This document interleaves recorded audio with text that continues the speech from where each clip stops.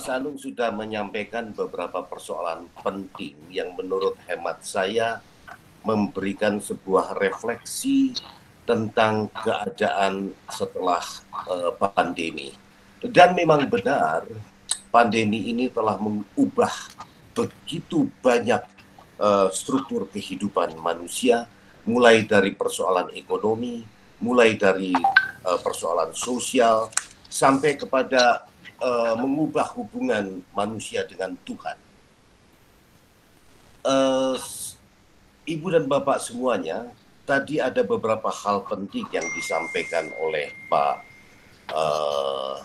Anung, dan intinya adalah kita memang berada di dalam sebuah situasi yang menurut hemat saya, situasi ini dapat menjadi rawan. Oleh karena apa? Oleh karena di dalam situasi krisis, kita memang sering menghadapi beberapa persoalan. Tugas kita bersama pada saat ini adalah menjaga semua hal-hal buruk dari luar maupun dari dalam, dan juga menjaga hal-hal kerjasama dari luar dan dari dalam. Pak Haryanto Budiman sebagai Compliance Director saya kira memiliki tugas yang sangat berat sekali. Sebelum saya masuk ke persoalan yang berkaitan antara etika, integritas, dan akar falsafah dari keduanya, izinkan saya untuk secara selintas menyinggung akronim dari GRC, yaitu Governance, Risk, dan Compliance. Sebagai hal yang menurut hemat saya bersifat begitu sentral untuk mencapai tujuan korporasi dengan menggunakan mekanisme dan cara yang terintegrasi. Definisi GRC dapat diartikan sebagai kapabilitas atau himpunan kapabilitas yang dapat mewujudkan suatu organisasi untuk mencapai tujuannya dengan tata cara yang terintegrasi dengan berpedoman kepada governance, pengendalian risiko, dan kepatuhan. Dengan rumusan seperti itu, maka dapat dibayangkan bahwa implementasi GRC pada hakikatnya menjangkau luasnya kedalaman tata kelola, risiko, dan kepatuhan, begitu luas sehingga juga masuk ke dalam bidang-bidang seperti audit internal, kepatuhan dan risiko, masuk kepada bidang hukum, masuk kepada bidang keuangan, masuk kepada bidang teknologi dan informasi dan sebagainya. Itulah sebabnya akronim GRC jika diimplementasikan dengan tertib dan penuh kesadaran, menurut hemat saya akan menciptakan sebuah sistem yang terintegrasi sehingga setiap korporasi mampu meraih apa yang disebut sebagai principled performance. Kita semuanya sudah sering menyebut prinsip tentang governance, setidaknya di dalam konteks hubungan antara manajemen perusahaan, pemegang saham, dan pihak lain yang mempunyai kepentingan dengan perusahaan. Di dalam kausalitas seperti itu, di dalam hubungan seperti itulah terdapat struktur yang digunakan untuk mencapai keberhasilan usaha dengan menjaga akuntabilitas korporasi. Menjaga di sini tidak hanya di dalam pengertian untuk kepentingan pemegang saham di dalam jangka panjang, akan tetapi juga wajib untuk memperhatikan kepentingan shareholder, berlandaskan peraturan perundang-undangan, dan terlebih lagi berdasarkan nilai-nilai etika. Saya kira nilai-nilai etika ini menjadi sebuah hal yang menjadi penting sekali, dan itulah sebetulnya tema dari LPPI pada hari ini, menghidupkan kembali hal-hal yang syarat dengan etika dan integritas. Ibu dan Bapak semuanya, governance dalam konteks GRC menurut hemat saya bukan hanya bersifat imperatif untuk mencapai tujuan organisasi, akan tetapi perlu diimbangi dengan establishment terhadap budaya manajemen risiko, sehingga segala ketidakpastian dapat direspon sejak awal. Kenapa saya mengatakan establishment terhadap budaya manajemen risiko? Sebab jika hal-hal yang bersentuhan dengan GRC hanya dipahami di dalam konteks teori saja dan sama sekali tidak well internalized, maka dia tidak menjadi sebuah sikap. Jika dia tidak menjadi sebuah sikap, maka tidak terbentuk sebuah budaya manajemen risiko. Padahal hakikatnya berada di dalam terbentuknya budaya manajemen risiko. Jika hal-hal itu dianggap belum cukup, maka organisasi juga perlu memastikan bahwa seluruh kebijakan, seluruh pengendalian, dan segala peraturan yang menjadi dasar bergeraknya setiap korporasi dapat dipatuhi melalui sistem compliance. Tidak perlu dilakukan. Kita semuanya harus memiliki keyakinan untuk tidak meragukan bahwa implementasi governance yang baik pasti akan memberikan dampak yang positif. Minimal Mas Hardadi, karena Mas Hardadi ini orangnya juga lurus ini. Minimal untuk memberangus hasrat untuk melakukan rekayasa. Hasrat untuk memberangus hasrat rekayasa ini harus dikurung. Sebab kalau dia tidak dikurung, maka hasrat itu akan bergerak secara liar. Dan hasrat untuk memberangus rekayasa tadi, itu juga harus dijalankan melalui terpeliharanya transparansi dengan adanya mekanisme dan sistem pencatatan yang jelas dan pasti.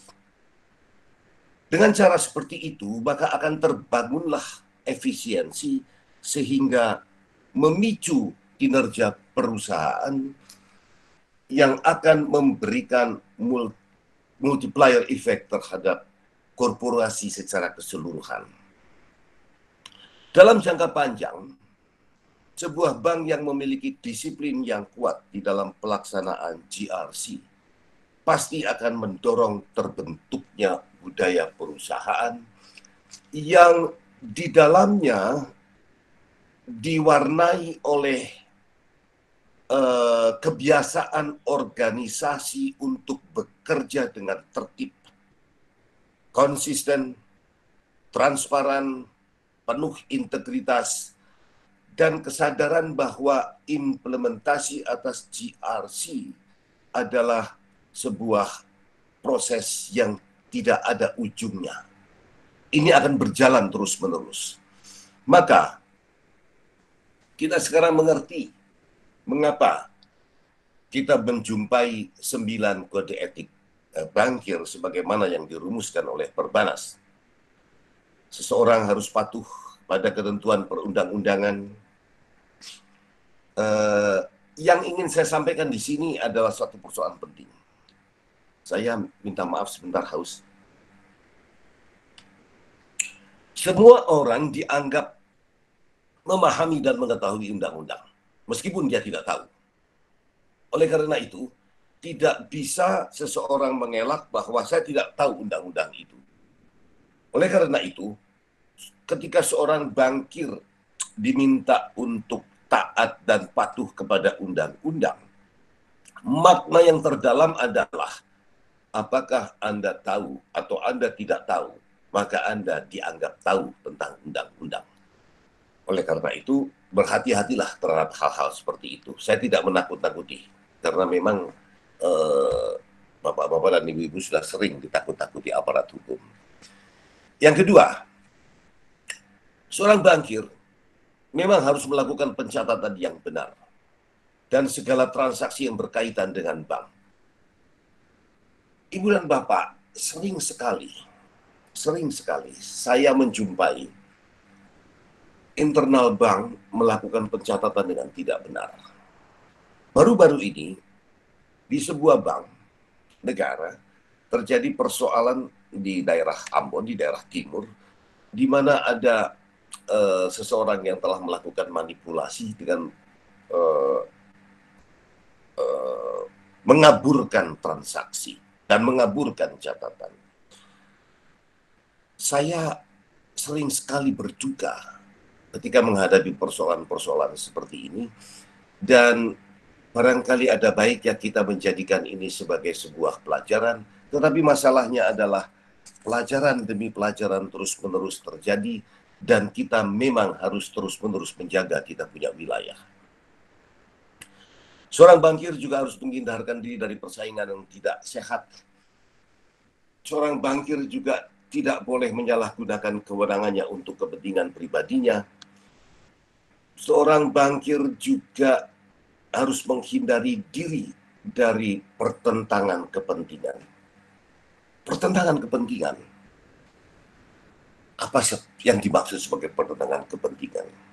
Ketika seseorang sudah mengetahui bahwa dia memiliki konflik of interest, maka dan dia tetap menjalankan pertentangan kepentingan itu dengan ketenangan yang luar biasa, hanya ada satu yang dapat disampaikan, yaitu dia sedang berperang dengan hatinya. Dan itu menyedihkan. Kok hatinya sendiri diajak perang? Kemudian menjaga kerahasiaan bank, dan sebagainya, dan sebagainya. Salah satu hal yang paling penting juga, seorang bankir dilarang menerima imbalan. Dilarang menerima hadiah. Saudara-saudara, ini harus terus-menerus didengungkan. Baik kepada adik-adik kita, kepada generasi-generasi baru, agar supaya memiliki kemampuan untuk menjaga martabatnya, sehingga dia tidak melakukan perbuatan tercela yang dapat merugikan citra profesinya dan juga meruntuhkan martabatnya sebagai manusia. Marilah kita sekarang masuk ke dalam pembahasan tentang integritas. Apa itu integritas? Panjang saya merenung tentang integritas. Apa itu integritas? Pada dasarnya, apa yang disebut dengan integritas memiliki korelasi yang erat dengan etika, dan karenanya berhubungan dengan moralitas seseorang. Seseorang yang mampu memberikan identitas profesional bagi dirinya, niscaya orang itu akan mendapatkan beberapa ciri yang penting, atau direfleksikan ke dalam kepribadiannya. Seperti misalnya adanya komitmen dan loyalitas yang kuat, yang tercermin dari seluruh tindakannya. Kemudian ada ekspresi tentang tanggung jawab sebagai cermin dari kepribadian yang matang. Kemudian ada ekspresi dari sebuah kepribadian yang dipercaya, jujur, setia. Dan memang kehidupan manusia di dalam segala aspek, baik di dalam pekerjaan ataupun tidak, itu diuji oleh ketiga kata, yaitu dipercaya, jujur, dan setia. Kemudian juga ada ekspresi bahwa tindakan-tindakan dan sikapnya konsisten sebagai sesuatu yang identik dengan kemampuan untuk mempertahankan pendirian yang prinsipil secara ajak. Kemudian kepribadiannya penuh dengan disiplin. Mendisiplinkan diri berarti melakukan yang seharusnya dilakukan. Bukan sekedar hal yang ingin dilakukan. Disiplin sebetulnya mencerminkan sikap pengendalian diri, suatu sikap hidup yang teratur dan seimbang. Berkualitas. Saya kira kualitas hidup seseorang menjadi sangat penting dan dominan. Kualitas menentukan kuantitas. Bila seseorang berkualitas, maka pasti hidup orang itu tidak akan diremehkan. Selebihnya adalah seseorang bangkir memiliki hati nurani, etika, moral, dan patuh kepada peraturan yang ditetapkan, serta melakukan pengawasan ketat. Bangkir yang memiliki integritas akan menjadi benteng ampuh untuk menghindari skandal. Integritas bangkir juga mencerminkan atau menjadi cermin dari terlaksananya tata kelola dengan baik. Sebab jika seorang bangkir memiliki integritas, dapat dipastikan operasional bank akan berjalan sesuai dengan aturan dan prosedur yang ada. Sekalipun misalnya terdapat celah untuk melakukan fraud, tetapi tetap saja integritas tidak boleh bergerak dari kalimat do what you say what you do. Ibu dan Bapak semuanya, uraian di atas pada akhirnya membawa kita untuk lebih menghayati pemahaman tentang bangkir apakah yang disebut sebagai bangkir yang profesional. Mungkin kita semua sependapat bahwa jawaban yang paling pas bagi pertanyaan itu hanya satu kalimat, yaitu bangkir yang memiliki integritas pribadi, keahlian, dan tanggung jawab sosial, dan memiliki kemampuan manajerial yang tidak diragukan. Tentu saja terdapat beberapa syarat yang sudah seharusnya melekat dari seorang bangkir, seperti misalnya memiliki skill dan knowledge dapat mengatasi tekanan dari pihak luar dirinya maupun tekanan dari dalam dirinya. Memiliki inisiatif dan penuh dengan imajinasi intelektual guna mencapai apa yang dituju. Memiliki motivation job yang tinggi. Dan ini juga penting, leadership ability. Seorang bangkir yang tidak punya leadership ability, dia tidak akan memiliki kemampuan untuk memimpin orang lain, dan sangat boleh jadi juga tidak punya kemampuan untuk memimpin dirinya sendiri. Semua syarat-syarat tadi pada akhirnya akan bertemu dengan sebuah pertanyaan mendasar, yaitu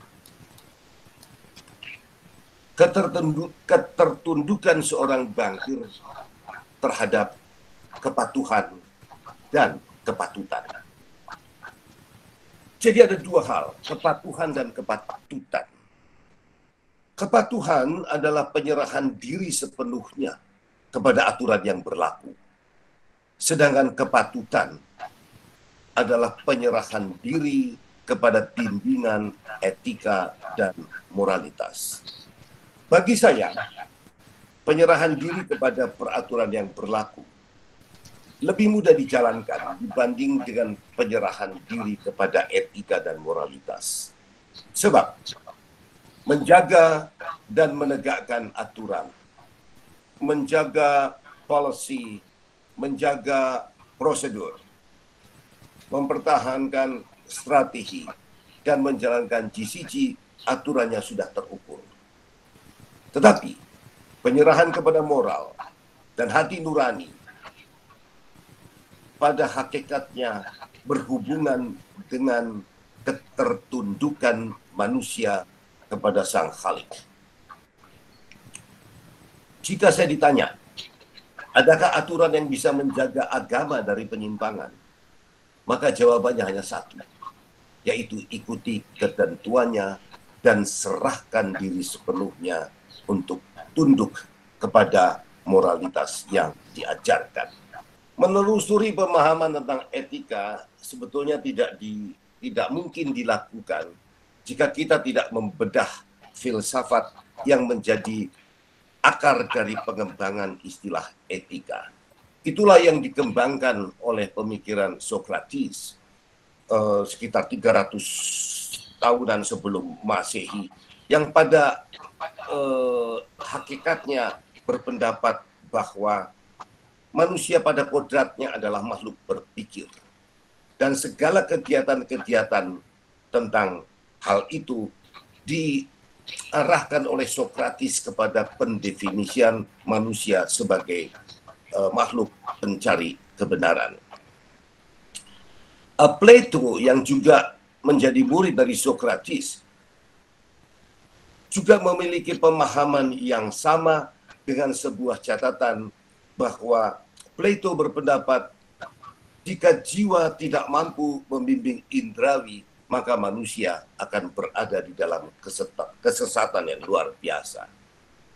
Kemudian kita berjumpa dengan Aristoteles. Aristoteles berpendapat bahwa ada beberapa hal yang menjadi keutamaan dari kehidupan manusia, yaitu keutamaan intelektual dan keutamaan moral.